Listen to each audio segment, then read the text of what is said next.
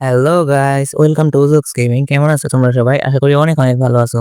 এই ভিডিওতে তোমরা দেখতে পাও কিভাবে 5-6 বার এনিমির সামনে পড়েও তাদের থেকে বেঁচে ফিরলাম। কারণ জোন পুশ দেওয়ার ক্ষেত্রে প্রধান বিষয় কিন্তু হচ্ছে নিজেকে সেফ রাখা। টপ 5 পর্যন্ত নিজেকে সেফ রাখা মানে কিন্তু তুমি 50% ভুইয়া পেয়ে গেছো। জোন পুশের জন্য এই পুরো ভিডিওতে তোমরা পাচ্ছ অনেক টিপস এন্ড ট্রিক্স। তাই দেরি না করে চ্যানেলটা লাইক, শেয়ার, সাবস্ক্রাইব করে বসে পড়ো ভিডিও দেখতে। তো বেশি কথা না বলে ভিডিওটা শুরু করা যাক। Let's go. তো যেমনটা বলছিলাম যে জোন পুশের ক্ষেত্রে তোমার প্রধান বিষয় হচ্ছে নিজেকে সেফ রাখা। নিজেকে সেফ রাখতে হলে এনিমির কাছ থেকে দ্রুত পালাতে হলে তোমার কিন্তু প্রথমেই প্রয়োজন গাড়ি। তাই এই গাড়ির জন্য তোমরা এমন একটা লোকেশনে নামার চেষ্টা করবা যেখানে গাড়ি অবশ্যই অবশ্যই থাকবে। আমার পছন্দের জায়গাগুলোর মধ্যে এটা হচ্ছে অবজারভেটরির পাশে যে ব্রিজটা আছে, ওই ব্রিজের পাশে যে বোর্ডটা আছে ওইখানে নামার চেষ্টা করবা। ওখানে কিন্তু প্রায় সময় গাড়ি থাকে। দেখো আমি নামতে না নামতেই একটা গাড়ি পেয়ে যাই, তাও আবার যেই সেই গাড়ি না, R15। এই টোকেনটা টাচ করে গাড়ি নিয়ে বেরিয়ে পড়লাম অবজারভেটরির দিকে। আর যদি তোমরা গাড়ি না পাও, পাশে দেখতে পাবে একটা লঞ্চ প্যাড। ওখান থেকে তোমরা অবজারভেটরিতে চলে যাবা। অবজারভেটরিতে তোমরা কিন্তু একটা না একটা গাড়ি পেয়েই যাবা। অবজারভেটরিতে তেমন প্লেয়ার থাকার কথা না, তাই ওখান থেকে নিশ্চিন্তে লুট করতে পারবো। আর তোমরা যারা জোন পুশ দিবা তারা অবশ্যই হাতে একটা শর্ট রেঞ্জের গান রাখবা, যাতে কখনো বিপদে পড়লে এনিমিরা রাশ করলে তুমি ওখান থেকে পালিয়ে বাঁচতে পারো বা একটু ভয় দেখাতে পারো। শর্ট রেঞ্জের গানের ভিতর ম্যাক্স 7, M10, থ্রোগান এইসব গান তোমরা রাখতে পারো। আচ্ছা, এই যে এখানে থ্রো গান পেয়ে গেলাম।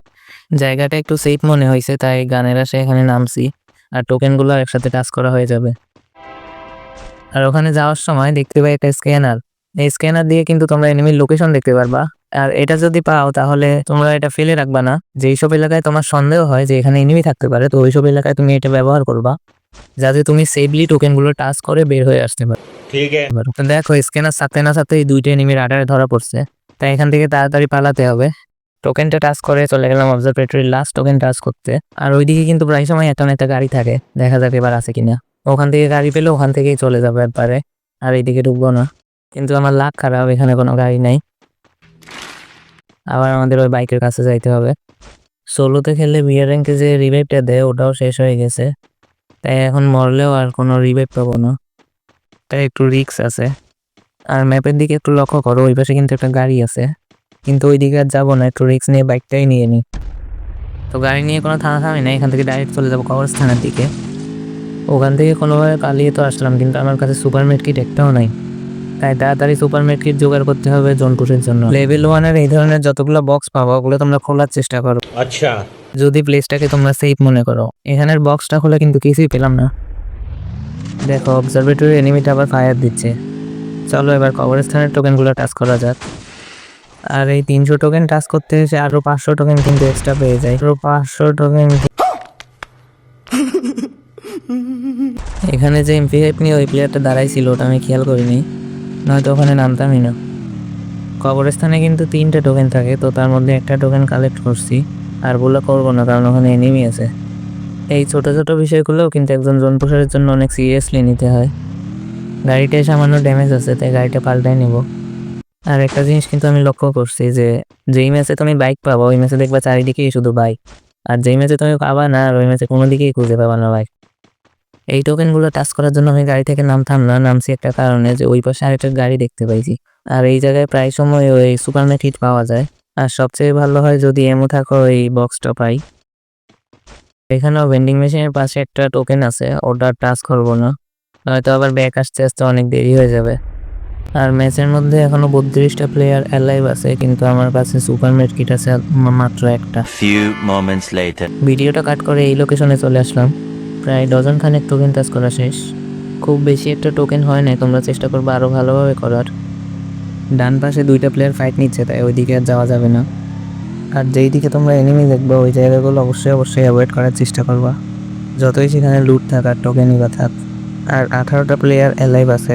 এখন আমার টোকেন 6800। এই টোকেন দিয়ে 8-10টার বেশি সুপার মেডকিট মনে হয় না পাওয়া যাবে, তাই এখনই বক্স খোলার চেষ্টা করব। কারণ এখন যদি বক্স না খুলে পরবর্তীতে কিন্তু জোন আরো বেশি কাটবে। আর যেই জায়গায় জোন পড়ছে মনে হয় না সেফ কোনো লোকেশন পাবো বক্স খোলার জন্য। দেখা যাক কয়টা সুপার মেডকিট বের করতে পারি। আর সুপার মেডকিট বের করার সময় তোমরা একটু ধীরে সুস্থে সুপার মেডকিট বের করবা, নয়তো অনেকগুলো সুপার মেডকিট মিস যায়। এই ম্যাচেও আমার একটা সুপার মেডকিট মিস হয়ে গেছে। 6800 টোকেন দিয়ে পেলাম মাত্র 8টা সুপার মেডকিট। জোনপুর যাওয়ার জন্য 8টা সুপার মেডকিট কিন্তু খুবই কম। যাক, মেডকিট বের করা শেষ, এখন আর বেশি দেরি করা যাবে না, তাড়াতাড়ি জোনের ভিতর ঢুকতে হবে। দেখো এইটুকু সময়ের ভিতর এই জোন কত দূর চলে গেছে। ম্যাচের মধ্যে প্লেয়ারের সংখ্যা যখন দেখবা 20 থেকে কমে গেছে, তখনই তোমরা সুপার মেডকিটগুলো বের করার চেষ্টা করবা, কারণ টপ 10 ধরার পরে জোনটা কিন্তু একটু বেশিই কাটবে। আমার এমন অনেক ম্যাচ গেছে যে জোনের বাইরে বক্স খুলতে গেছি আর জোনে ঢুকতে পারি নাই অতিরিক্ত হিল কাটার কারণে। अच्छा हमको सिखा रिया है। আর এই কথায় মনে পড়লো, তোমরা যদি জোনের বাইরে থাকতে চাও তাহলে প্রতিবার জোন টানার আগে আগেই কিন্তু জোনে একবার টাচ করে আসবা। সুপার মেডকিট তো খুব একটা বেশি জোগাড় হয় নাই, তাই এনিমির লুট বক্স লুট করতে হবে। কোন জায়গায় কি টোকেন থাকে এটাও কিন্তু তোমার জানা প্রয়োজন একজন জোন পুষার হিসেবে। আমার কাছে 600 এবং সামনে 300, এই 900 মিলে একটা সুপার মেডকিট বার করবো মনে করছি, কিন্তু উপরে একটা প্লেয়ার ঘাপটি মেরে বসে আছে। যদি গাড়ি থেকে নামতাম তাহলে রাশ করে দিত। প্লেয়ারটা আমাকে স্নাইপারের 1 টোকা লাগাই দিছে, আর 1 টোকা লাগাইতে পারলে আমি শেষ। ওর থেকে অনেক দূরে চলে আসছি, মনে হয় না স্নাইপারের রেঞ্জ পাবে। আর ওই প্লেয়ারের জন্য শুধু শুধু আমার একটা সুপার মেডকিট নষ্ট হয়ে গেল। এত কম মেডকিট নিয়ে জোন পুশ করে বইয়া করা আমার জন্য অনেক টাফ হয়ে যাবে। এই ম্যাচে আমি কারোর সাথে টিম আপ না করার ধান্দায় আছি, দেখা যাক কত দূর কী করতে পারি। এখন এই 1200 টোকেন দিয়ে লুট বক্স খোলার মতন ভালো কোনো লোকেশন নেই, তাই সেফ জোনের মধ্যে কোনো এক জায়গায় জোন টানার অপেক্ষা করতে হবে। হ্যাঙ্গারের ছাদের উপর দেখো এইমাত্র একটা প্লেয়ার নামলো, আমি বাদে প্লেয়ার এলাইভ আছে আরও 9টা। হ্যাঙ্গারের এই ঘরটায় আমি ক্যাম্পিং করব। তোমাদের যদি সুপার মেডকিট কালেক্ট করা শেষ হয়ে যায় তাহলে গাড়ি নিয়ে ঘোরাঘুরি করবে না, কারণ গাড়ি ফাটাই দিতে পারে এনিমিরা। আর এখন এমন এমন ক্যারেক্টার আছে যা গাড়িতে গুলি লাগালে 3 সেকেন্ডের জন্য তোমার গাড়িকে স্লো করে দিবে। আর এখানে বাহিরের দিকে একটু দেখতে যাই যে ওরা কত দূরে ফাইট নিচ্ছে, আর গিয়েই দেখি ছাদের ওই এনিমিটা থার্ড পার্টি করার চেষ্টা করতেছে, তাই ওকে বডি মেরে ওকেই থার্ড পার্টি করে দিলাম। ওর লুট বক্সে প্রায় 8টা মতন সুপার মেডকিট ছিল। A few moments later. ওই জন শেষ হওয়ার পরে শেষ জনের আশায় এখানে ক্যাম্পিং করতেছিলাম, আর বাম পাশে একটা স্ক্যানার মেরে রাখছি, ওখান থেকে নেমে আসলে দেখতে পারবো। আর এর মধ্যেই ডান পাশ থেকে একটা প্লেয়ার আমার দিকে আসার চেষ্টা করতেছিল, আর আমি ওকে একটু ভয় দেখানোর চেষ্টা করতেছি যাতে ও রাশ না করে, কিন্তু একে দেখে বেশি সুবিধার মনে হয় না, তাই এখান থেকে পালানোই ভালো হবে। এইরকম লাস্ট জোনে সুপার মেডকিট ছাড়াও জোন পুষারদের আরেকটা জিনিস অনেক কাজে আসে, এটা হলো মনস্টার ট্রাক। এই মনস্টার ট্রাক যে কত কাজে আসে তোমরা শেষ জনে বুঝতে পারবা ভালো, কিন্তু এই ম্যাচে আমি কোনো মনস্টার ট্রাক পাই নাই। ডান পাশের প্লেয়ারটা গাড়িতে ফায়ার দিচ্ছে, ওর মনে হয় চুলকানি উঠছে, একটু মলম দিয়ে আসি, কারণ এই শেষের জন্য কাউকে লুটবক্স বানাইতে পারলে আমারই লাভ। এখানে ওর দিকে যাই একটা ধাক্কা দেওয়ার জন্য, কিন্তু একটুর জন্য ওকে ধাক্কা দিতে পারলাম না। তো সমস্যা নাই, একবার পারি নাই তো কি হয়েছে, আবার চেষ্টা করব। শেষ পর্যন্ত 58 ড্যামেজ সহ ওকে একটা বাড়ি লাগাই দিলাম, কিন্তু ও এখানে যে পরিমাণ মুভমেন্ট করতেছে ওকে আমার পক্ষে মারা সম্ভব না, আর ওর থেকে যদি বেঁচেও যায় তাহলে জোন আমাকে ছাড়বে না, তাই সবচেয়ে ভালো হবে এখান থেকে পালালে। ম্যাপে দেখো আমি বাদে প্লেয়ার আছে আর 2টা, তাই আমার এই দিকে চলে এসে ভালোই হয়েছে। ওরা 2জনে ফাইট করুক, আমি ওদের ফাইট দেখি। আর যেমনটা বলছিলাম এই ম্যাচে আমি টিম আপ না করার চেষ্টা করব, জোনটা টানলেই পিছনের ঘরে ঢুকে যাব। আর এখন শেষের জন্য এসে আমার কাছে সুপার মেডকিট আছে 15টা, তো দেখা যাক শেষ পর্যন্ত কি হয়। আর আপডেটের পর গেমটা এমন হয়ে গেছে যে জোন সাদা হয়ে গেলে তোমার কাছে যতই সুপার মেডকিট থাক কোনোভাবেই তুমি কিন্তু টিকে থাকতে পারবে না, যতই ক্যারেক্টার লাগাও আর যা করো। আর এখানে আমি যেই প্লেয়ারটাকে ধাক্কা দিয়েছিলাম ওই প্লেয়ারটাকে এলিমিনেট করে দেয় এই প্লেয়ারটা, এখন শুধু রাশ না করলে হয়। এই যে সেফ জোন টানা শুরু হয়ে গেছে একটু একটু করে, আর ওকে একটু ভয় দেখানোর চেষ্টা করতেছি যাতে ও রাশ না করে। আর ওর কাছে নাইরিস আছে, তাই গ্লোয়ালের পিছন থেকে ড্যামেজ লাগবে না। আমি এখান থেকে আর কোনো রিস্ক নেব না, একদম জোনের সাথে সাথেই লেগে থাকবো। জোন ঘরের দিকে গেলেই ঘরে উঠে যাব, আর শেষ পর্যন্ত এই ঘরটা উঠে গেলাম। আর এখানে ঠিক করে গ্লোয়ালটা দিয়ে নেব, নয়তো পাশ দিয়ে উঠে যেতে পারে।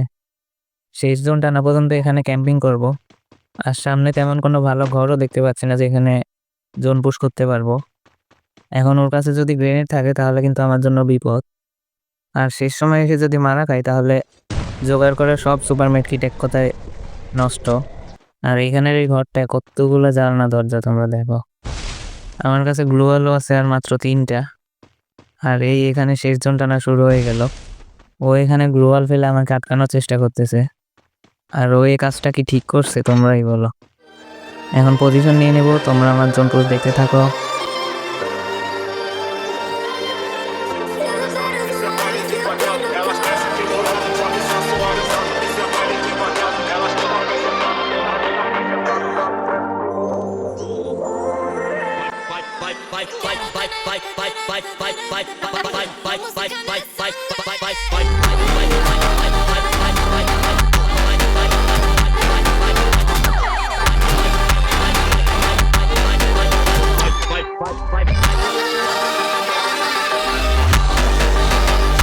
তো গাইস, এটা আমার প্রথম ভিডিও, তাই game play voice over quality কিছু ঘাটতি থাকতে পারে।